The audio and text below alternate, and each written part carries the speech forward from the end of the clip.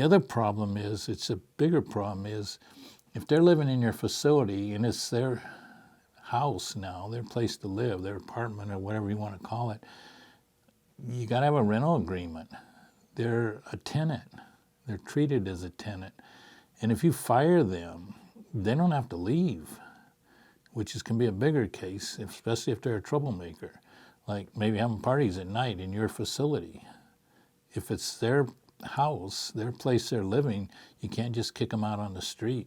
And there's one facility in Redding, this happened, and they went to court to try and get the employee, ex-employee, out of their facility. And the judge says, let me see the rental agreement. And they said, we don't have a rental agreement. Judge says, fine, come back when you do. So where do you go from there? It's just a mess. Why bother taking a chance on costing you more money because you've got a living employee?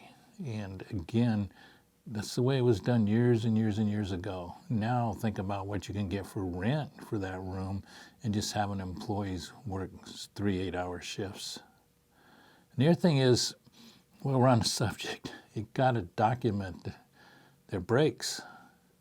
The law requires, again, wage order number 5 under housekeeping, they get a 30-minute meal break. And if you're telling them they get 45 minutes or they get an hour, then you have to give it to them. So change that, make it 30 minutes. If you give them an hour, so what? But in writing, tell them they get a 30-minute break and a 10-minute break between when they start and between the meal. It should be in the middle of that time. So if an employee comes to work at 8 and they have their lunch around noon, they should get a 10-minute break around 10 o'clock.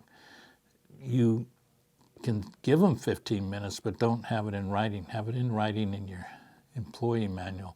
It's a 10-minute break, because if you say it's 15, you got to give them 15.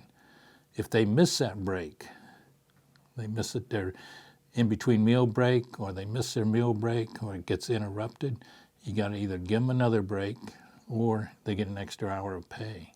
So if somebody says they didn't get their breaks or they didn't get their meal break, the full amount of time, you could be liable for another 3 hours a day. So that's a dangerous thing too.